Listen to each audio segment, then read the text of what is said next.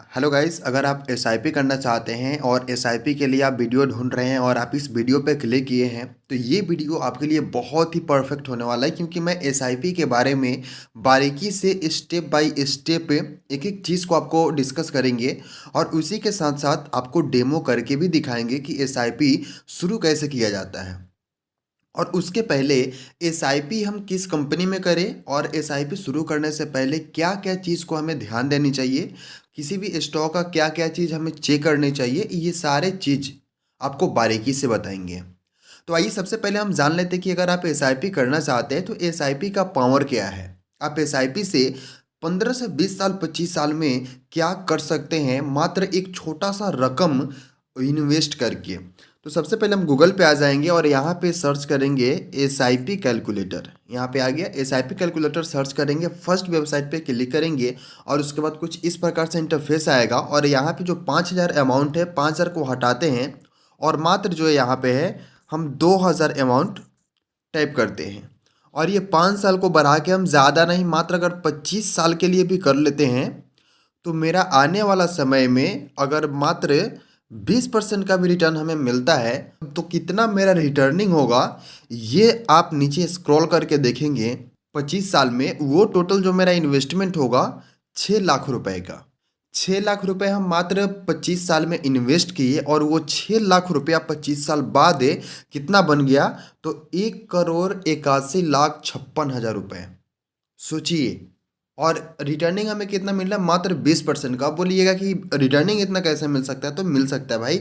ऐसा बहुत सारा स्टॉक है जो हम आपको लाइव दिखाएंगे भी और उसमें हम अपने एसआईपी चालू करके डेमो करके भी आपको दिखाएंगे जो 20% से ज़्यादा रिटर्न देती है। 25%, 26%, 27%, 29% ऐसे रिटर्निंग देती है। तो आप यहाँ पे 20% भी लेके चलते हैं तो इन्वेस्टमेंट आपका 6 लाख का होता है, बट आपका रिटर्निंग जो है 1,81,56,56,000 का होता है। टोटल अगर बात करेंगे तो 1,87,00,000 रुपए का टोटल आपका अमाउंट रिटर्निंग होगा।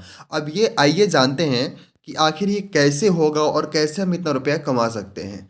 तो सबसे पहले हम कोई भी ग्रो एप्लीकेशन, एंजल वन, कोई भी एप्लीकेशन खोल लेंगे। इसमें एक हमें डीमेट अकाउंट चाहिए होता है।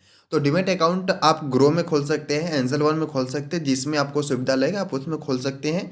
हम कुछ एप्लीकेशन का लिंक जो है डिस्क्रिप्शन में दे देंगे, आप वहाँ से जाके ओपन कर लीजिएगा। तो आइए आगे बात करते हैं कि एसआईपी शुरू करने के लिए हमें सबसे पहले यहाँ पे जो आप देख रहे हैं, यहाँ पे नीचे स्टॉक देख रहे हैं, यहाँ पे म्यूचुअल फंड देख रहे हैं, यहाँ पे यूपीआई। तो हमें यहाँ पे कुछ नहीं करना है, हमें सबसे पहले म्यूचुअल फंड पे क्लिक कर लेना है।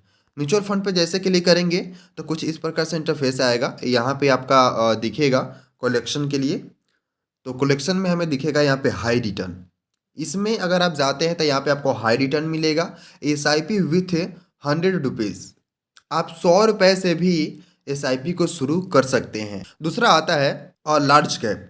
यहाँ पे है लार्ज कैप, मिड कैप और स्मॉल कैप। इस तीनों में क्या होता है दोस्तों, देखिए स्मॉल कैप का मतलब होता है कि ये छोटा कंपनी होता है, जैसे कि आप देख भी सकते हैं ये छोटा कंपनी होता है। इसमें प्रॉफिट और रिटर्निंग ज़्यादा होता है बट इसमें रिस्क भी ज़्यादा होता है। स्मॉल कैप में कंपनी जो होता है वो छोटा होता है, रिटर्न ज़्यादा देता है, लेकिन अगर वो कंपनी लॉस में चला गया तो कंपनी वो कब बंद हो जाएगा और कब आपका पूरा पैसा डूब जाएगा इसके बारे में कोई नहीं जानता। तो इसमें रिस्क ज़्यादा होता है। दूसरा आता है mid cap.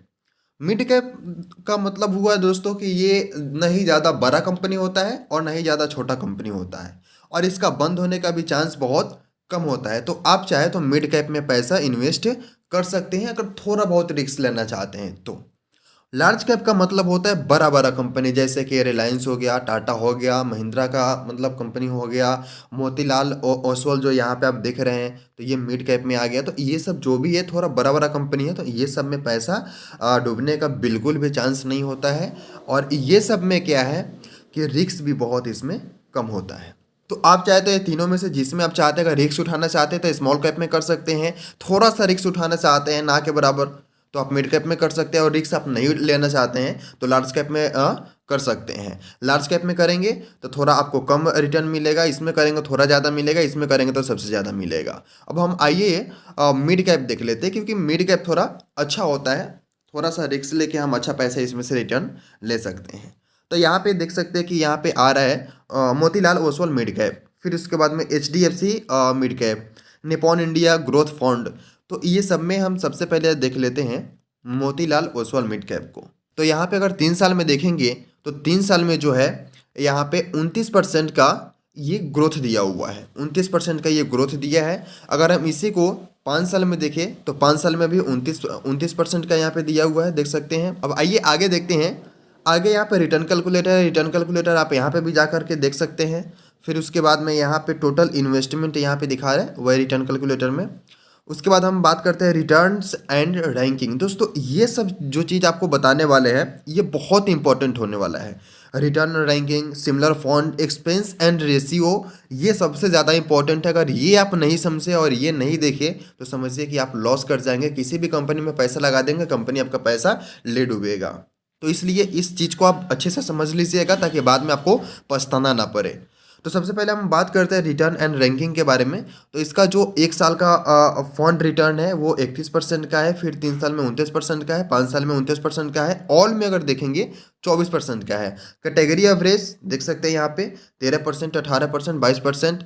Rank in category 1, 1, 2, 5 साल में 2 नंबर पे था और 3 साल में 1 नंबर पे आ गया, 1 साल में फिर 1 नंबर पे आ गया। तो जो हमें चाहिए वो चीज़ें यहाँ पे बिल्कुल सही है, इसमें नो डाउट। इसके लिए हम एकदम क्लियर हो गए। उसके बाद बात करते हैं सिमिलर फंड्स के बारे में। तो मोतीलाल ओसवाल मिड कैप जो है इससे सिमिलर में अगर बात करेंगे तो HDFC है, निपॉन इंडिया है, निवेस्को इंडिया है, कोटक इमरजेंसी को इक्विटी फंड है।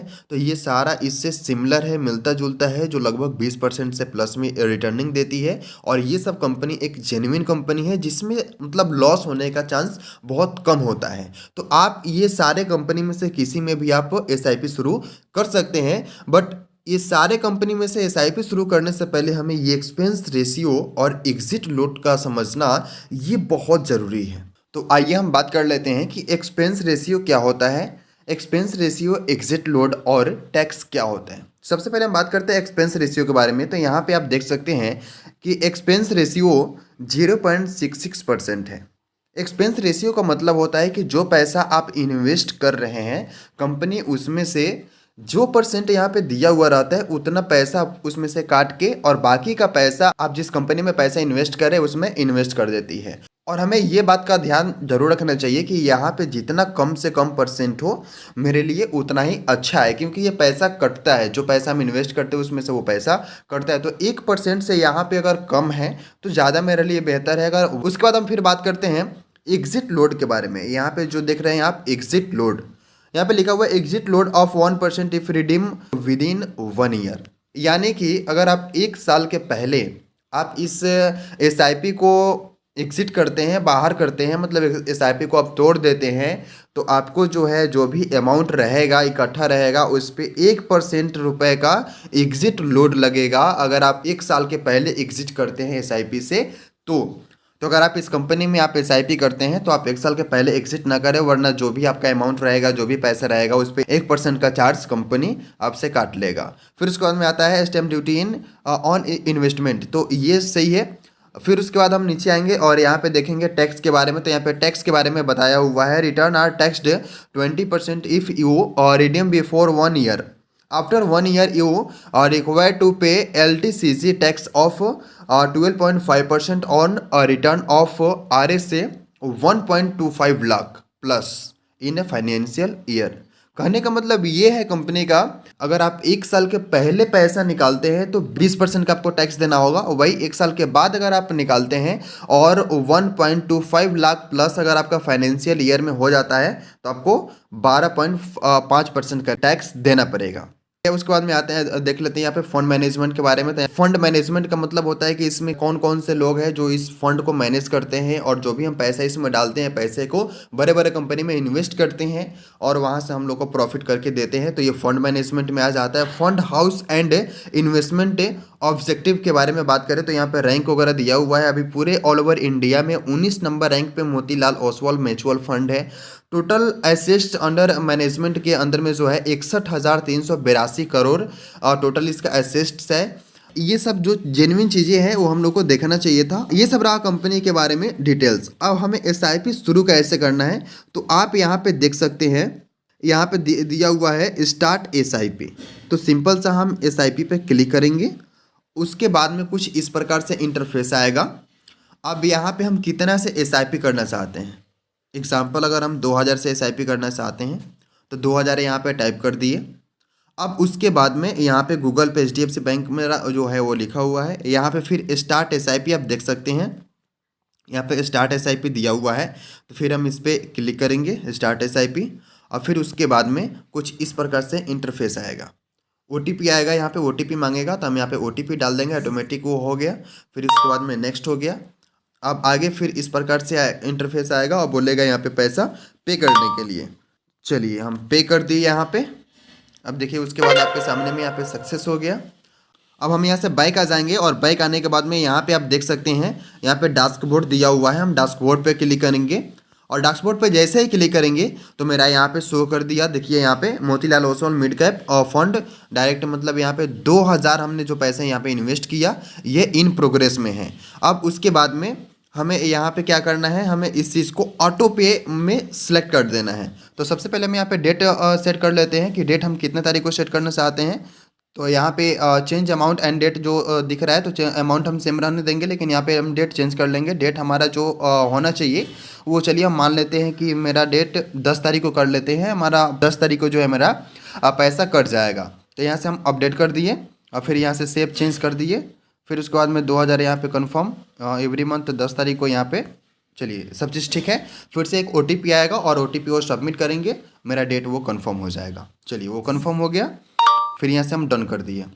तो दोस्तों आप भी इस तरीके से एसआईपी स्टार्ट कर सकते हैं। एसआईपी स्टार्ट करना कोई बहुत बड़ा प्रोसेस नहीं है। प्रोसेस तो उस स्टॉक को चेक करना, बारीकी से समझना और स्टॉक का रिटर्निंग, ये सब चीज़ को चेक करना, इसमें प्रोसेस है। क्योंकि अगर इसको हम चेक नहीं करेंगे और बिना सोचे समझे किसी भी स्टॉक में हम पैसा लगा देंगे तो होगा क्या कि आने वाला समय में हम प्रॉफिट के मकसद से लगाए लेकिन वो प्रॉफिट ना दे के लॉस दे देगा। तो इसलिए कोई भी स्टॉक में पैसा इन्वेस्ट करने से पहले हमें उसके बारे में सारी चीज़ें जांच लेनी चाहिए, जो हमने अभी आपको वीडियो में बताया।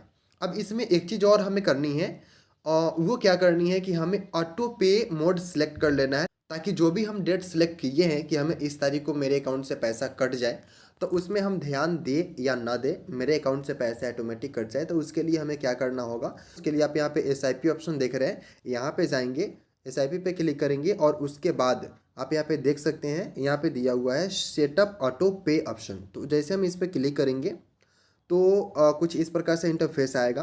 तो यहाँ पे आप नेट बैंकिंग से कर सकते हैं या फिर आप अपना डेबिट कार्ड के माध्यम से कर सकते हैं। तो इस पे हमने पूरा फुल वीडियो बनाया है, जिसका लिंक हमने डिस्क्रिप्शन में दिया हुआ है, आप वहां से जाके देख सकते हैं, या फिर वीडियो के एंड में हम वीडियो ऐड कर देंगे, आप वहां से भी जा करके देख सकते हैं। तो चलिए आज के लिए इतना ही। अगर आपको वीडियो अच्छा लगा हो तो वीडियो को लाइक करके चैनल को सब्सक्राइब जरूर कर दीजिएगा। फिर मिलते हैं नेक्स्ट वीडियो में।